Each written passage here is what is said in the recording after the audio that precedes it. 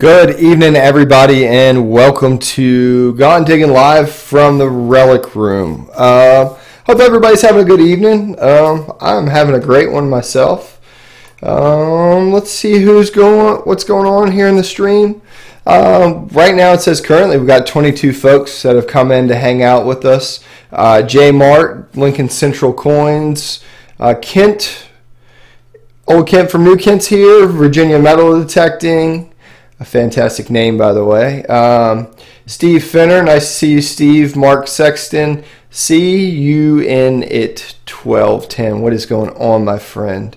John Aiken, nice to see you, Johnny. Bill, how you doing, Bill? Aggie Hall, Digologist. Plugmaster Ford is here to wreck the chat room. I'm so excited to see that. Beth Jarvis, Lincoln Central said he is here to hang out and show support to all the live streams. Everybody knows that Tuesday night's a popular night for live streams, and you could be anywhere else, but you're here with us. Down South Detecting, what's up, Zach? Nice to see you. And All Metal Mike from New Jersey. I hope the stream's running good. We've got a little yellow bar, but everything else seems pretty... Oh, my audio's a little hot. Ooh, hot mic. Everything else seems pretty good. We're going to get to adjusting that audio and drop that gain down. All right, cool. Pretty exciting. Oh, Fire Medic, I didn't see you in there. Sorry, my friend. Pretty exciting week of digging for me. Got to get out a couple times. Got out for 2.5 hours today. And dug with a couple fellows yesterday, and we'll have a great video for that. But I found this really neat little knife. I'm not sure if it's a lady's leg or if that's like a bottle opener. Either way, it's a good idea for a knife.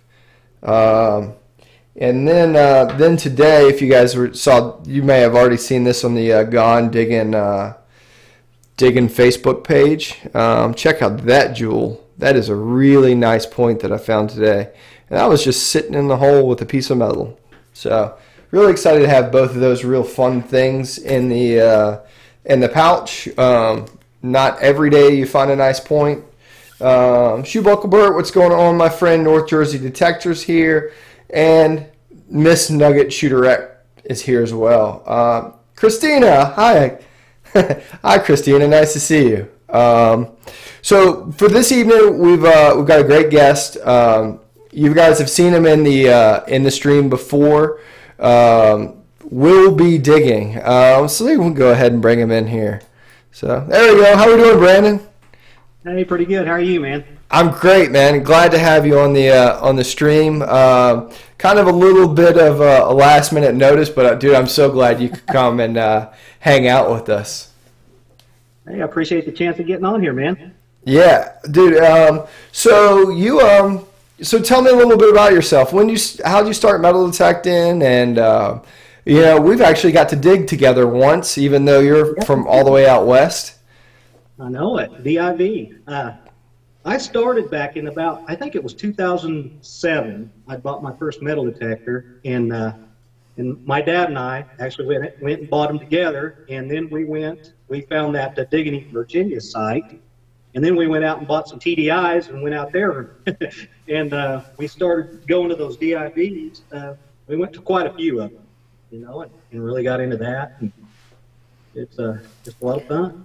So how many digging? So was that like the first thing you went to, or like you're from, for folks to know, you're from Missouri, right? Yeah. It's about a 16-hour drive to Culpeper. Yeah. Okay. So, how miserable is a car ride with Jeff Ford for 16 hours? Oh, I slept most of the way. Why, he complained.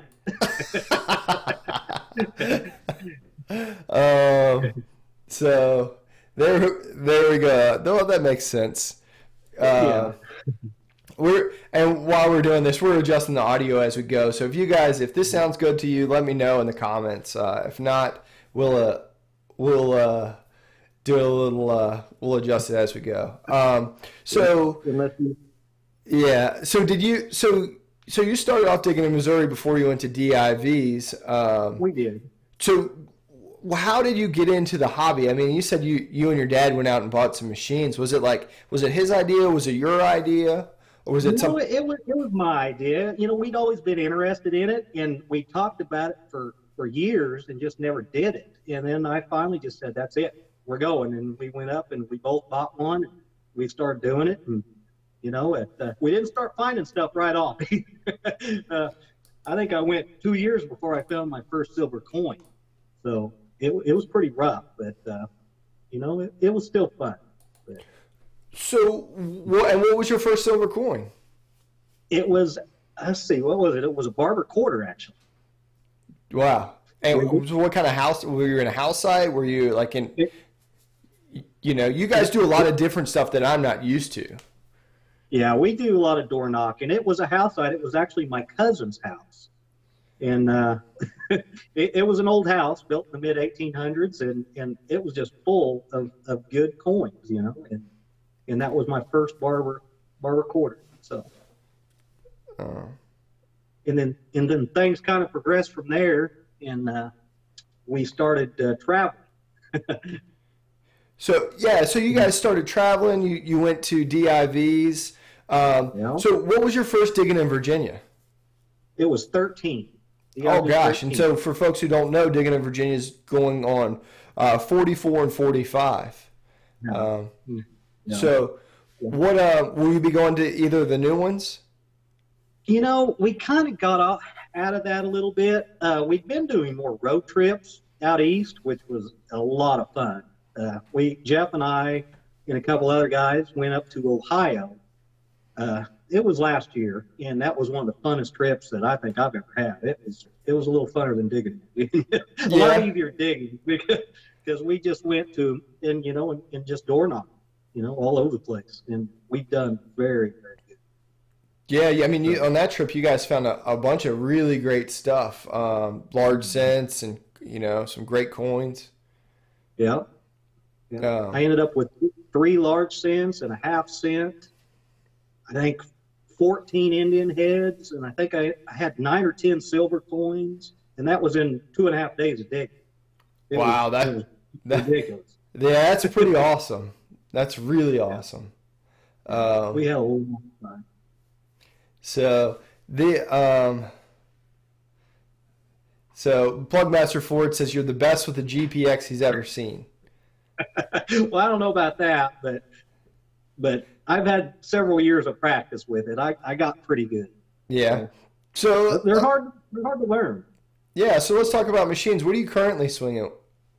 The CTX 3030. Yeah. So you use a CTX 3030. Do you have any custom programs or custom setup that you would recommend for anybody who swings a CTX?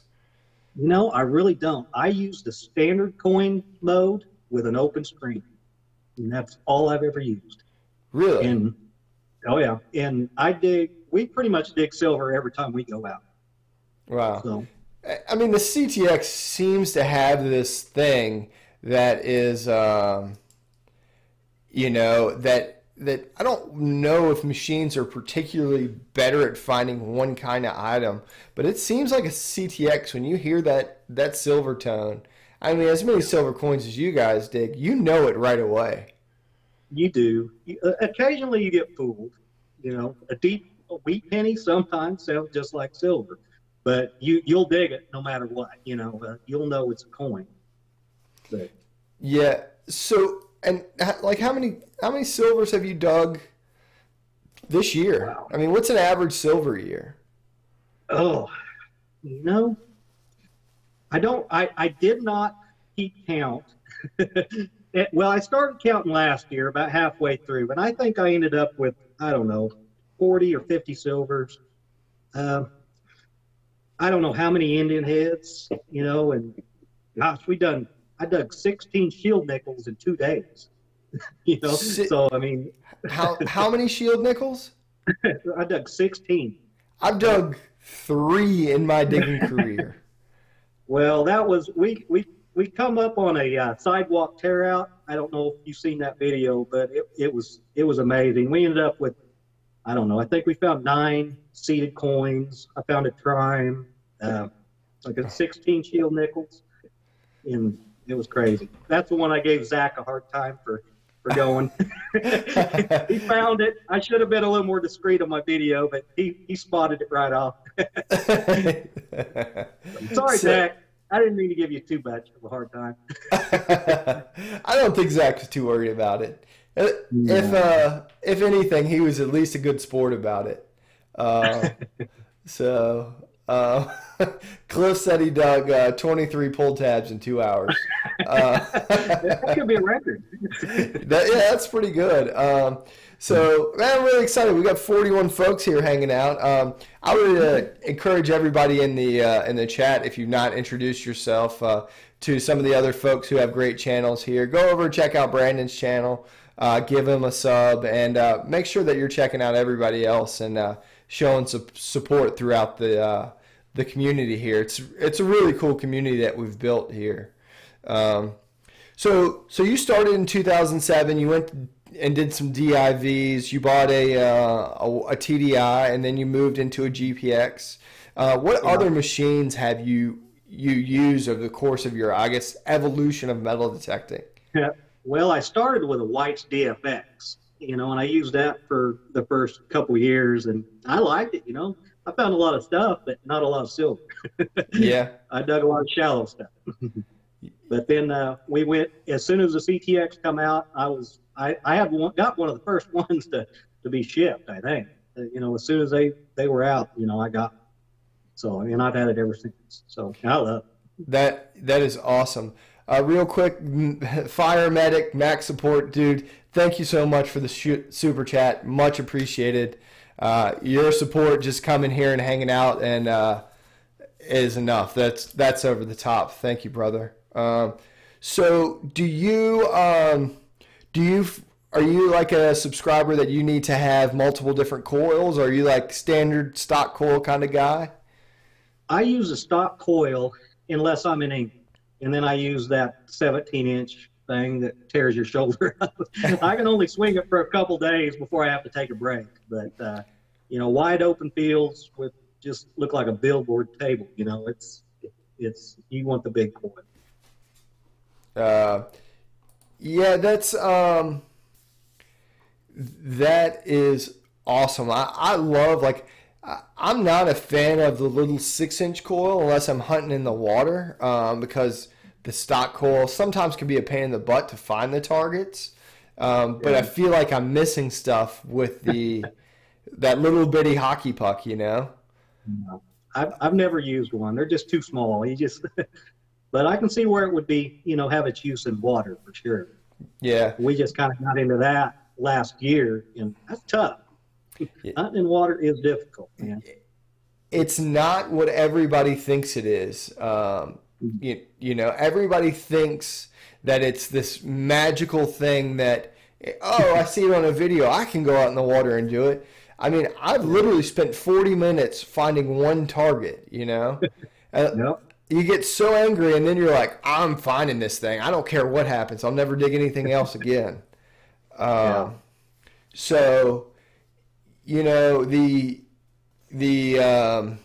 but I love the 17-inch coil. That's one of my favorite coils. If I'm in a big field, that thing is monster depth. You get good depth with yours? Oh yeah.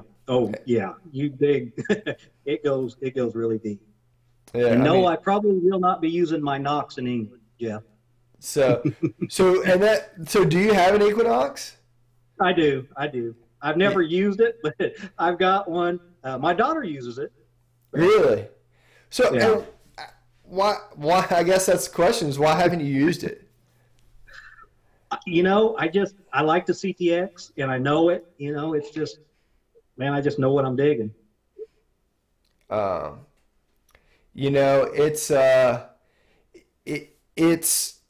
It's tough. I find it tough to transition from a machine so well into something you know. I see that fancy little box sitting in the background. You Oh, it is know? back there. Yeah. Yeah. I forgot it was back there. Yeah, but it's difficult. It's difficult for moving from one machine to the next. Yeah. And I find a lot of stuff with the CTX. So I mean, if it ain't broke, don't fix it. Yeah, absolutely, absolutely. So the hard part is though, if you don't know what you're missing, you don't know what you're Yeah. missing. You know. Well, I mainly bought it for beach hunting.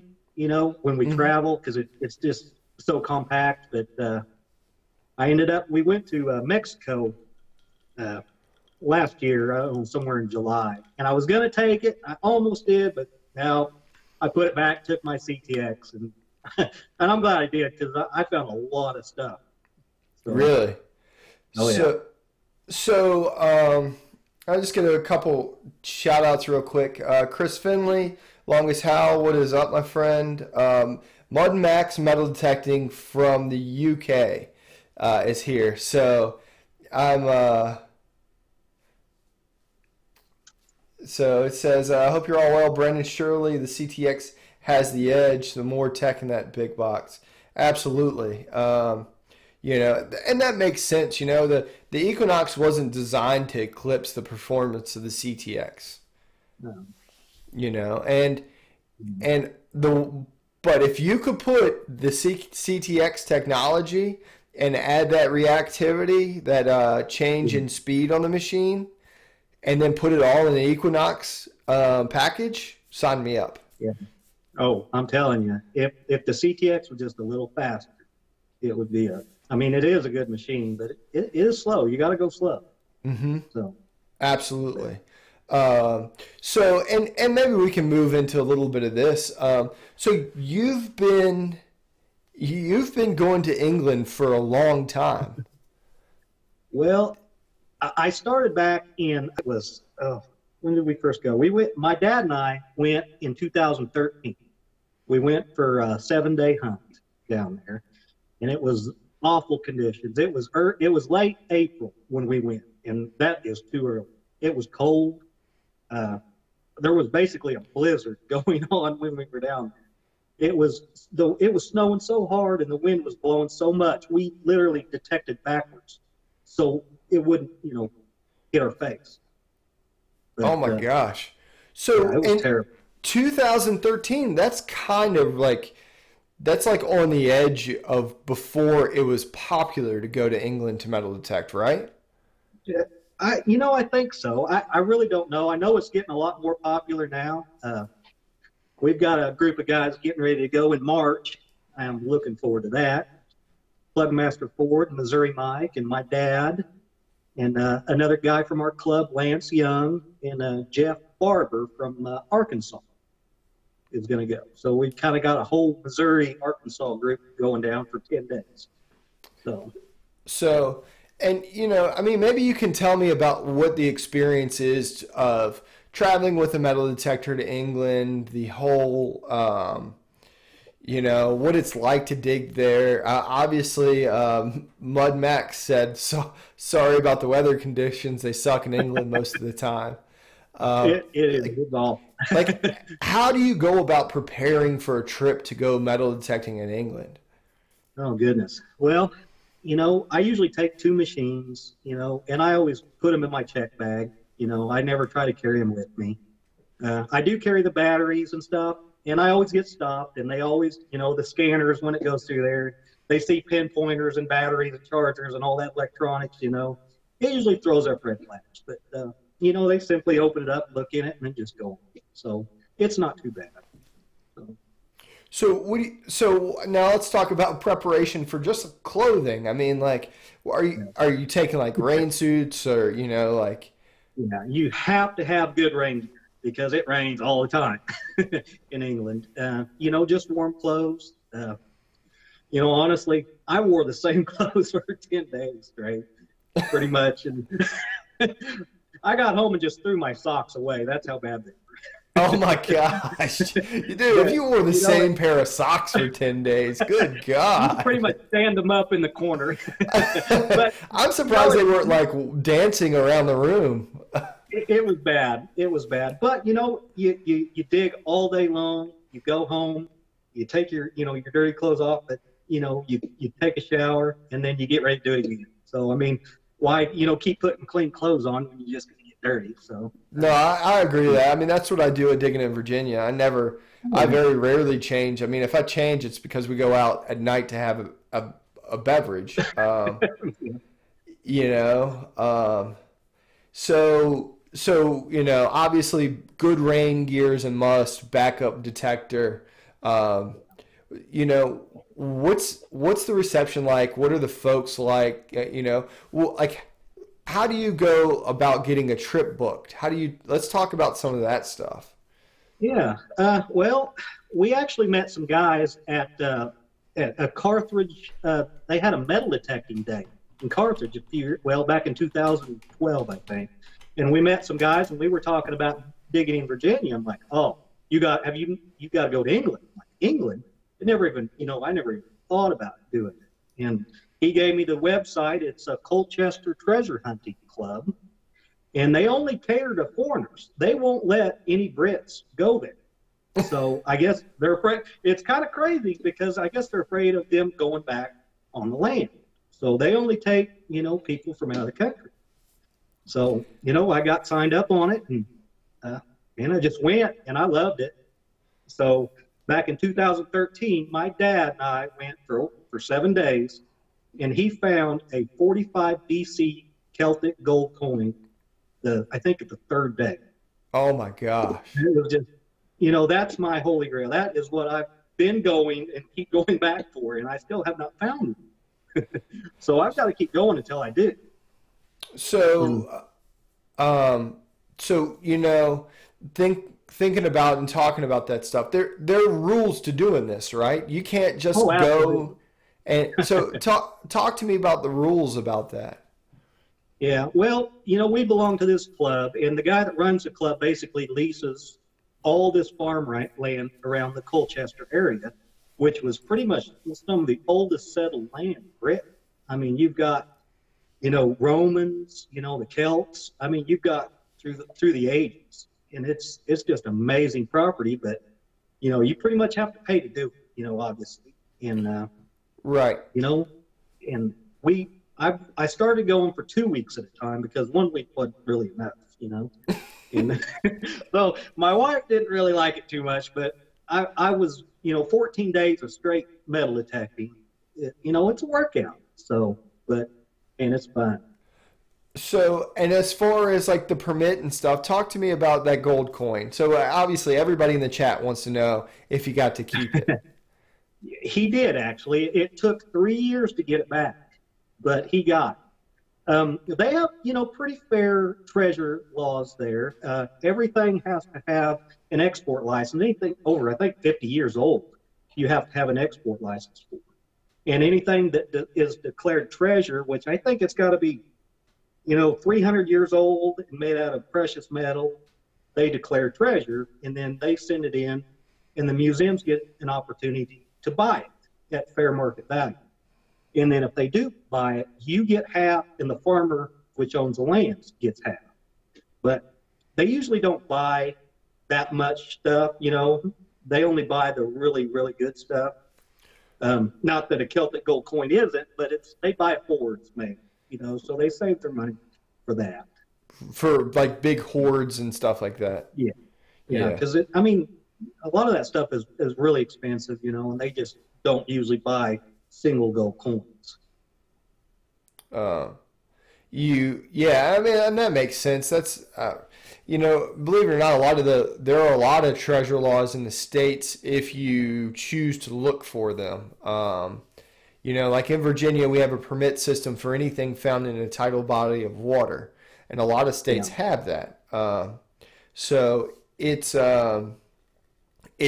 very interesting about those treasure laws. And so, in all your trips, have you had anything purchased?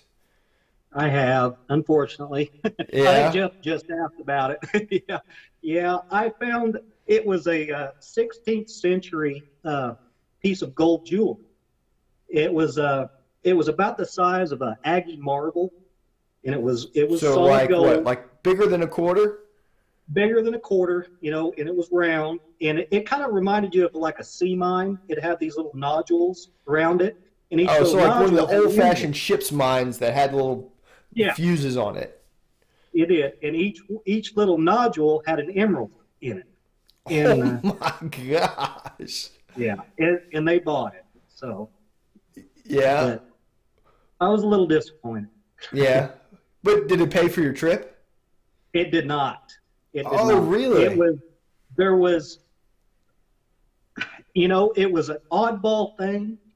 They'd had similar examples found, but most of them were silver, and there Uh, wasn't anything like that found. There was nothing to really base it off of. So it was basically gold melt value. And then they said that they couldn't tell if it was solid gold or possibly silver filled. And they didn't want to drill it, so they just went into the assumption that it might have been filled. So I don't even want to tell you what they paid for it. I should have oh, donated. I man. would have felt better. I would have felt better. Yeah, and I guess that's probably a good example of the downside of those treasure laws. It Y- is. It is. You And know, our last trip, we found a Roman hoard. I think I found, I don't know, 5 or 6 Roman bronze coins, and a few of the guys found silvers. And I didn't think they would purchase that, but they did. And I just donated mine, because they weren't going to give little enough. So, right, right. And but, probably that's probably what they encourage is everyone to donate their finds. they ask too. Yeah, they send you a nice letter, pretty much asking you to donate. So, but that's all right. I don't mind. Yeah. I did get to keep. I found a 17th century gold posy ring that was inscribed. That was Oh, probably the coolest thing I've ever found in my life. It was inscribed with "God forever bless us together," and it was just something that personal. And I got to keep that, so I'm happy. yeah. I mean, that's pretty cool. I mean, those are things that we really. I mean, unless you live in maybe New England or in here in Virginia, they're almost Oh non-existent yeah, finds. yeah, It's one of those things you always hope to find, but man, that's cool. Because I mean, yeah. for folks who don't know what a posing ring is, it was basically a marriage or a promise to marriage ring, right? Yep. Basically a wedding ring. Yep. Mm-hmm. So, Uh, very so cool. so it's I mean it's really cool. What's the most exciting thing that you've gotten to see come out while you've been hunting? Oh my goodness, it would have to be in England. I've seen so many ancient gold coins found, and it's just it's just crazy. Roman gold, I've seen that, and that's just you just don't people just don't find that too much anywhere. It's just amazing. I And think I didn't. I was gonna say I think that I personally think that the best opportunity anyone has in the United States to find a gold coin is in a Civil War era federal Yeah. camp. And Yep. it's even higher in a winter camp because they were there longer. Yeah. But I I mean, aside from going to England, I think that's the best shot you ever have. I mean, I found my gold coin this year, and to me, that's an anomaly. People didn't lose half eagles from the 1880s. They didn't do it. No. No. Gold. I really feel like going to England would be my next best shot at finding a gold coin. Every time I have been feet away from finding a gold coin. I've been right next to people that find it. And, I've found, 2 pieces of gold, and I've been down there 4 times. So the chances are going to be I predict that one of us will find a gold coin this trip. I mean, it almost always happens. Somebody in our group will find it. So you just don't have chances like that around here. Yeah, absolutely. And so let's talk about the other coins that aren't gold coins. Obviously, they're the easiest ones to talk about. But I mean, large cents and King George coppers that we find to be early, they're like garbage there, right? They throw them in the hedgerow, and I swear they do. It's just crazy. I think I usually find about 100 or so every time I go. They're everywhere. And you're talking about coins from the 1600s. Yes. Yep. I've got a bowl of coppers in there that I'm not even cleaned. I don't even know what they are. They still got dirt on them. You know what you need to do? You need to do a coin roll video. Like, I guess that's like all the big rage where people are coin roll hunting. But you should do a copper coin cleaning video. You just live stream you cleaning coppers. Oh my gosh, I've got a lot of them. And I never even counted how many hammered silvers I found, until just a while ago. I went in there and actually, I found 46 hammered silver coins in the 4 trips that I did. Oh my gosh. From the 1100s to the, early 1600s. So, and you said you spent a total of 49 days in England, right? So that is just 3 short of finding 1 a day. Yeah. Every time you were out. Yep. That is really cool. That is. What's that? A lot of people think that they think these trips they plant the coins, and we get that a lot on this for this club, because we find so much stuff. But I'm telling you that the places we hunt, I mean, it's just ridiculous. There's just stuff everywhere, and they don't let locals hunt. It's pretty much just for the people who come. They have to pay, but it's worth it. Yeah, that is super, super cool. I mean, I guess it's something that we all talk about or we all think about whenever we're, especially whenever I talk to other folks who dig, is the fact that everybody wants to go to England and dig and do those sort of things. The fact of it is that it's not completely inaccessible for most folks. It's really not. It's not cheap, but it's affordable if you say. It's a couple $1,000 a week, or for 10 days. But I mean while it may be a once in a lifetime trip, like I will go do it one day. And I hope the rest of the guys that I hunt with get to go and hunt in England one day. That's not tremendously unreachable. If you really put your nose to the grind, you could save that in 5 or 6, maybe 10 years if you had to. So I mean, if you want to put your mind to it, that kind of trip is something that you want to do. That would be off the charts. Oh, I know it. It's we're pretty fortunate to be able to do what I do. So Adventure Archaeology asked for about the 2,000 price tag. Does that include lodging and plane tickets? It does not. We're paying about $2,200 to hunt for 10 days. Plane airfare, and that is for lodging. Airfare is about $1,000 round trip. From Missouri. We got a pretty good deal. So you're looking at about $3,000, and that gets you lodging, 10 days of hunting, and your airfare. A little more. I mean, that makes it a little steeper, but man, it would be fun. For me, it'd be fun. You've been a few times, and that's cool. I mean, obviously, it's worth it because you keep going back. I keep going back. So my wife is pretty supportive, but sometimes, being gone for that long, she gets a little mad. But she's supportive. So. I can understand that. Mud Max says most UK detectors find a hammered coin once every few weeks if they were very lucky. Very cool. Yeah. So let's move back across the state. So obviously you've done the DIV trips, the England stuff.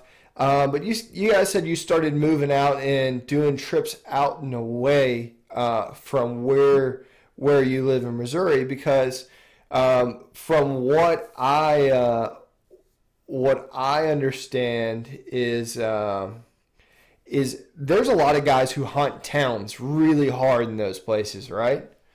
There is, and Jeff Ford can, him and Mike, man, I tell you, those guys can clean out of town pretty quick. Yeah, and it's what we've talked about. It's different kind of adventure, and it's a different tactic to getting permission. There is, yeah. You know, so Yeah. so as you move outside of where you're at, how do you decide where you want to go dig at? I mean, because you guys are willing to drive what 5, 8 hours one way. Occasionally, if here we can drive a couple hours and we can hit, towns. And, we've been going to Kansas, and hitting old mining towns and stuff around that area, and they've been really good.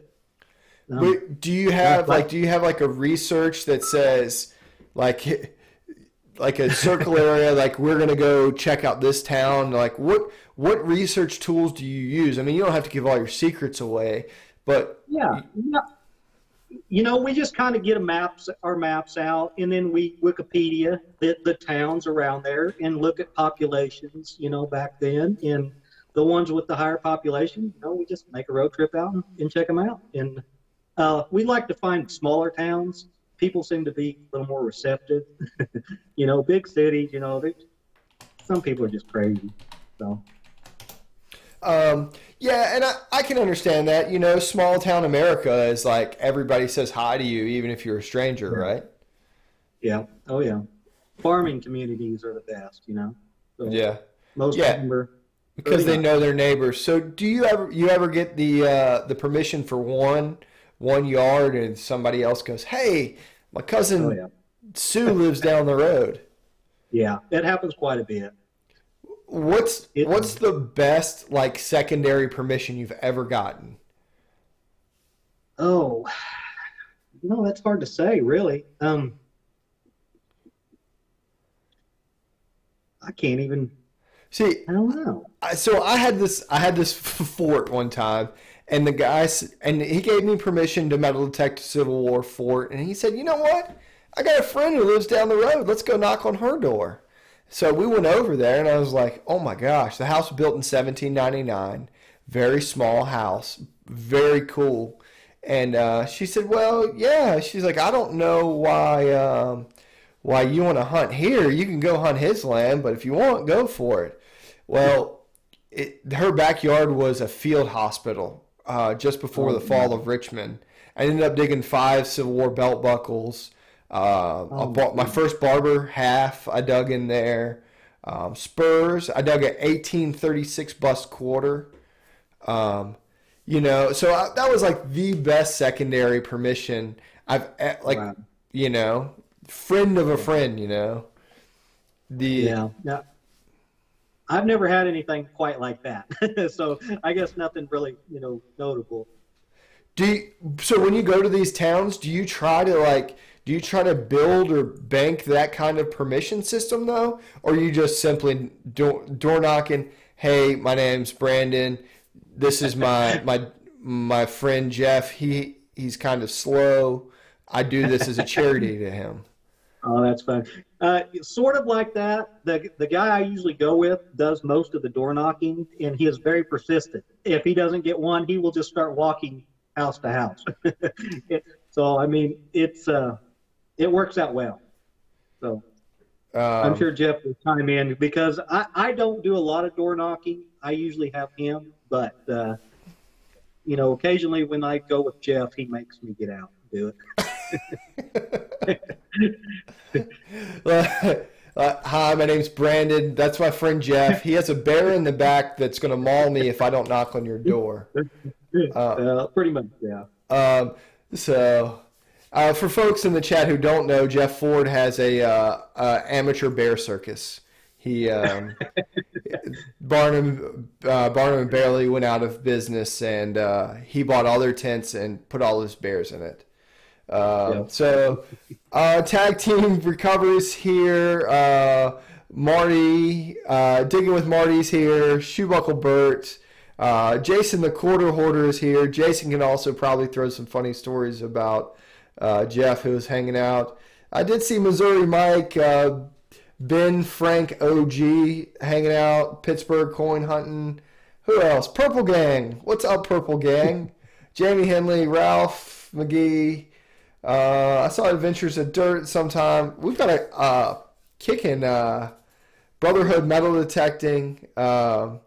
So we've got a really awesome group of folks hanging out here with us.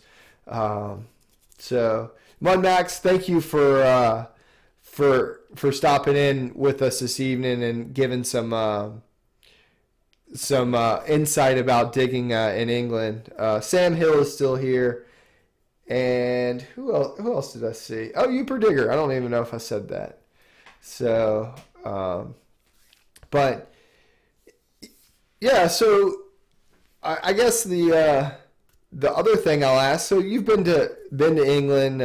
You do a lot of the traveling stuff. What do you have any plans? Jared's here hanging out as well. Do you have any plans for the year of where you'd like to go, like maybe states or? I want to go back to Ohio, and that last trip we had was just amazing. And we only got to spend a couple days, but it was something. And if I can talk Mr. Ford into doing it, yeah, which I don't think I'll have to twist his arm too much. Yeah, right on. So, and you guys drive. So, your detecting trips are generally a couple days, right? Yes. Yeah. Yeah. Yeah. Are you any more DIVs? Maybe a fall DIV? You know, we've been talking about it a little bit, but I don't know. You know, I got a GPX that needs to be used, so I'm not real sure. Maybe. How about maybe a fall gone digging? Hey, that would work. Organized relic hunt. Hey, set it up, man. So, yeah, I hope so, man. We'll see. We're working on some permissions and stuff, and if we can get it happening, we'll do a small organized hunt, hopefully in the fall. You set it up, and we'll be there. So. Yeah. So there's a lot of opportunity out there. What if you could dig one place in the world without restriction? Where would you go dig? Oh my goodness. Probably the White House. Oh man. You know, it's a lot of presidents, a lot of people have been there. So, and I don't know if they've done that much dirt work, but they may have. I don't know. Yeah, but, I mean, I guess any quarter that fell out of a pocket came out of a president's pocket, right?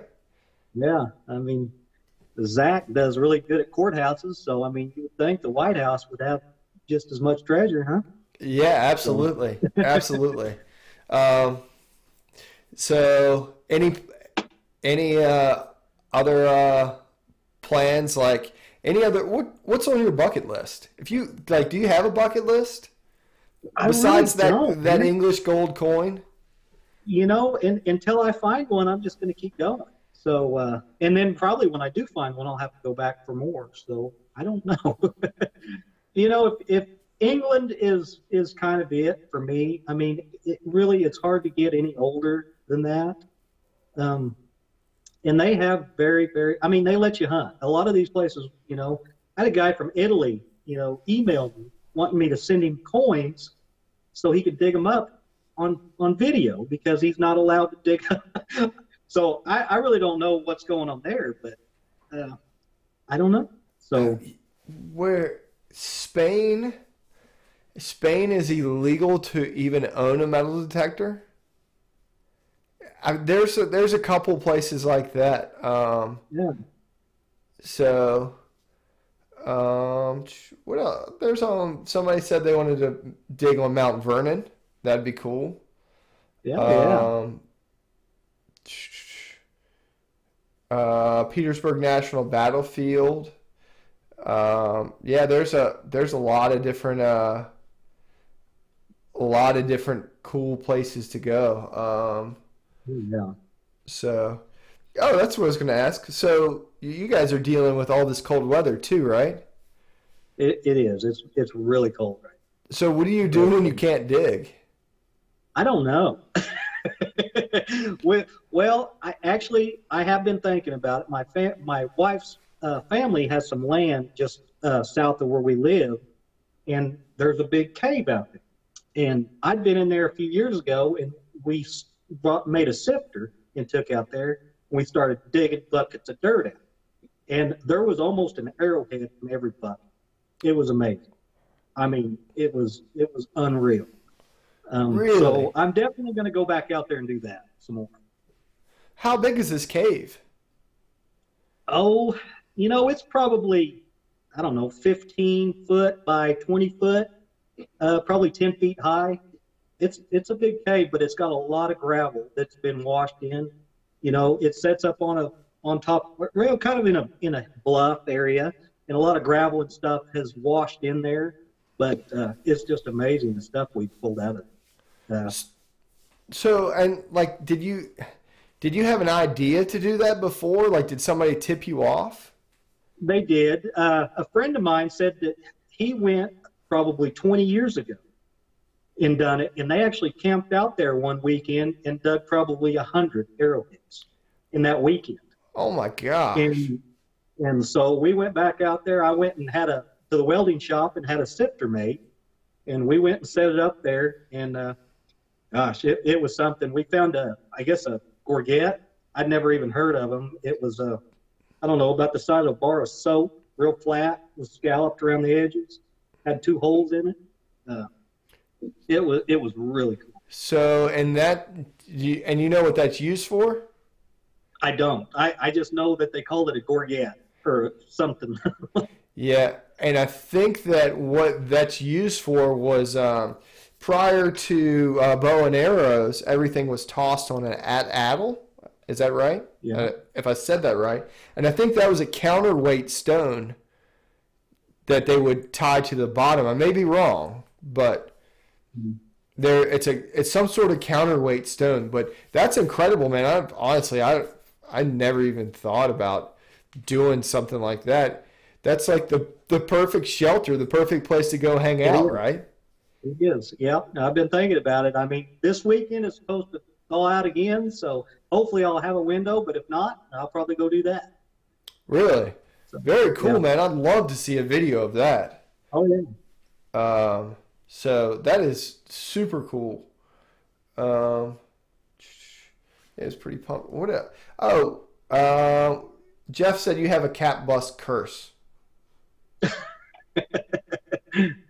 I don't know about a curse, but I just can't seem to find one.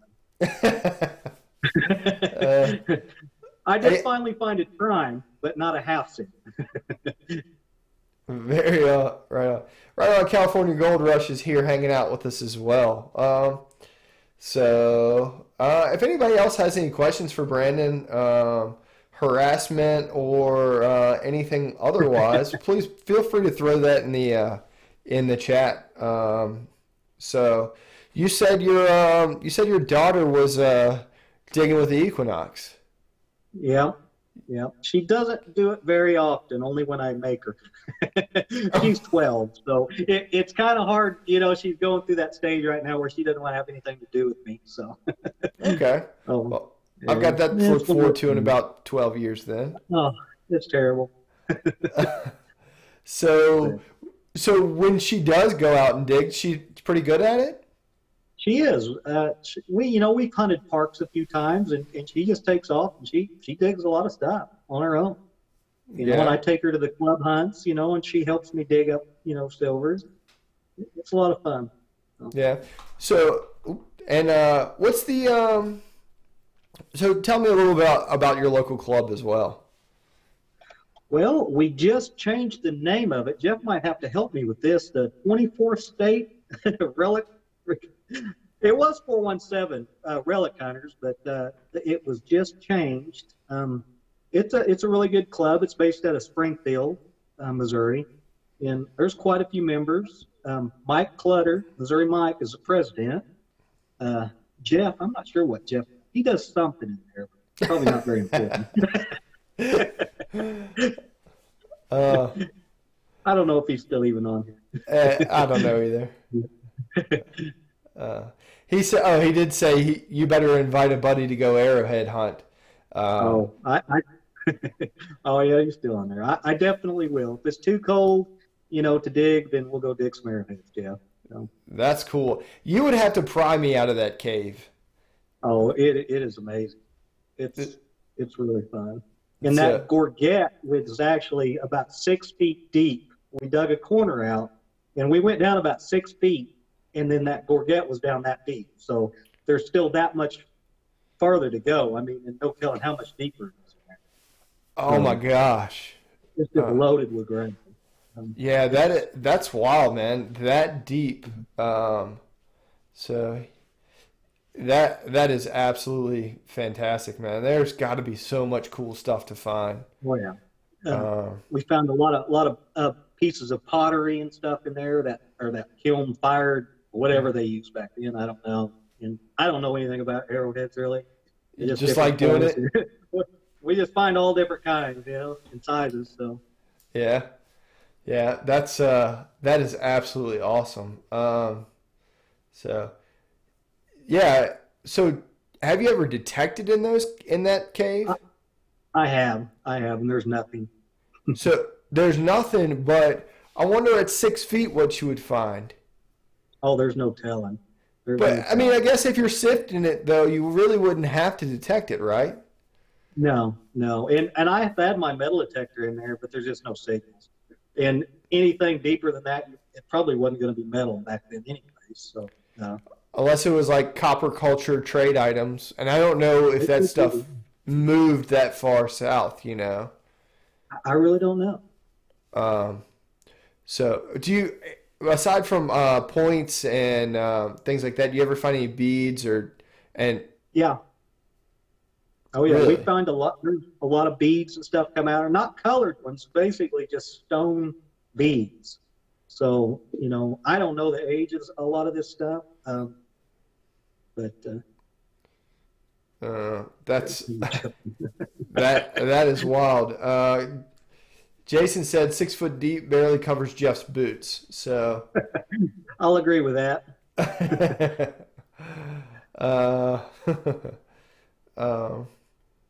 Yeah, this has been absolutely great.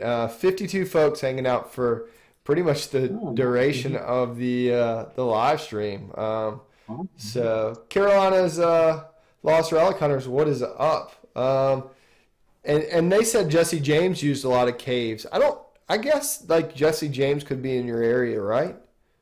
He could, it was mostly up around Oklahoma, I think, in Kansas area. But I suppose he could have been there, but he didn't leave any graffiti if he was.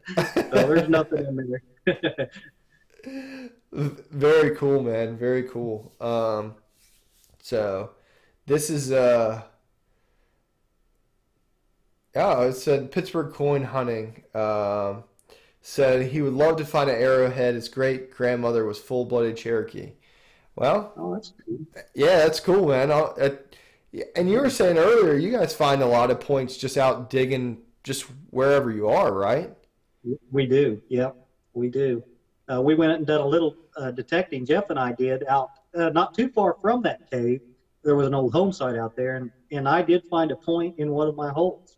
There a nice one. And we didn't find much else, but a lot of iron spikes and stuff. But yeah, it's Kent. Have a good evening, my friend. Yeah, I didn't find a lot today, but the one point certainly made up for it. Is fun, Oh, yeah. So do you have if you could dig in any U.S. time period history, do you have a preference? Like obviously you've dug like modern silver all the way back to the Civil War. Have you ever dug any colonial stuff? I haven't, not around here, not in the States.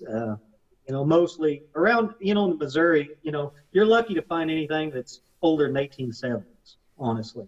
Uh, that sidewalk tear out, almost all of the coins were in the 1870s.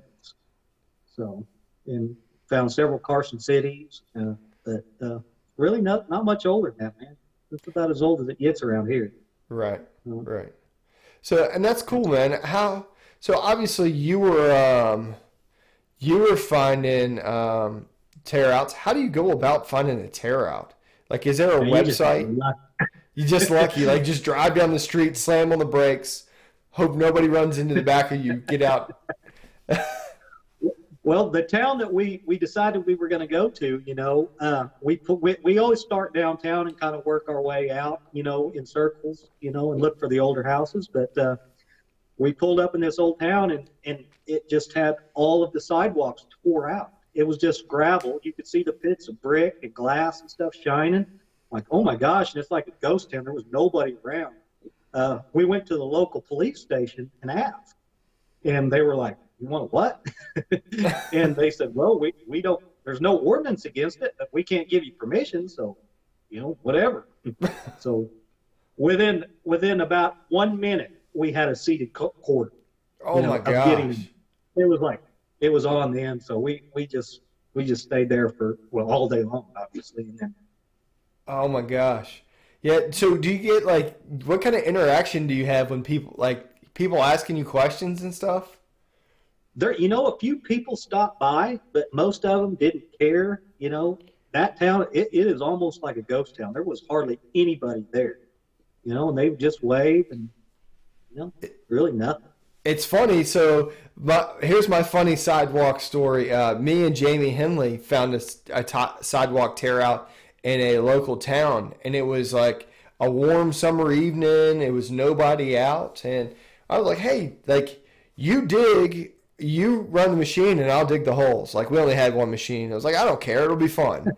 So we were there for 20-25 minutes. He's already got it up, and we're finding a few things, some change, I think we found some wheats and stuff, and all of a sudden 2 law enforcement guys walk up.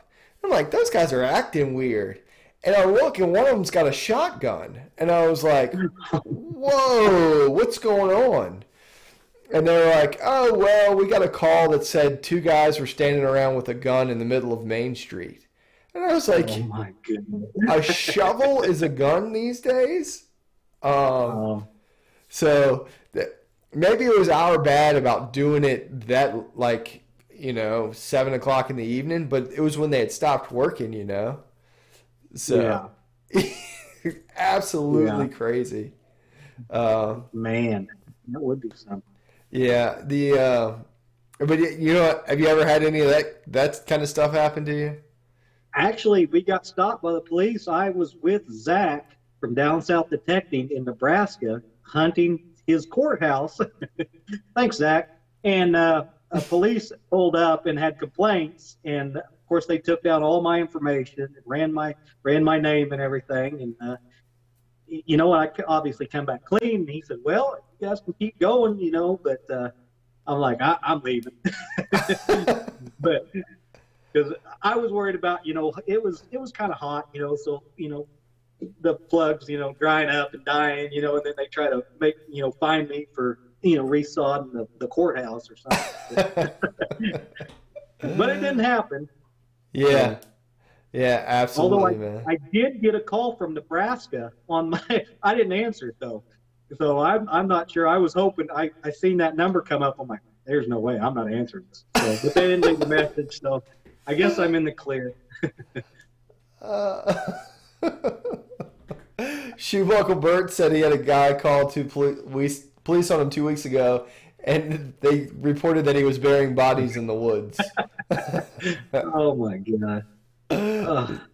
So, well, man, dude, we've knocked down an entire hour of hanging out and talking about metal detecting, which is pretty easy to do. I mean, dude, you've been a lot of awesome places, and it sounds like you've got some really cool stuff in the works. So I don't know. I encourage everybody who's here hanging out with us to go over and check out Brandon at Will B Diggin. And it's been, yeah, like Aggie said, remember to leave a like if you liked it. If you didn't, you don't have to. But then I absolutely appreciate you coming on this evening and hanging out. No problem, man. Thanks for inviting me. I do appreciate it. So I tell you what, I'm going to slide you over to the side just for a second, and we are going to clean this right on up. So thanks again. Everybody, thanks again to Brandon for being, a great guest. Thank all of you for spending time on your Tuesday night. You could have been anywhere else in the world, but you were here hanging out with us. Yeah, that's about it. I've got a new video out on Thursday. Next week's guest will be Sean, Sergeant Whitey's Metal Detecting Adventures. He's over on Facebook, but we like Facebookers. We're not opposed to them. I hope everybody has a great week and has a great opportunity to go out and dig some history. And if you can, go out and dig history. Go out and make some history. Until next time, I will see you right here on the Relic Room. My name's Matt, and this is Gone Digging. Thanks for watching.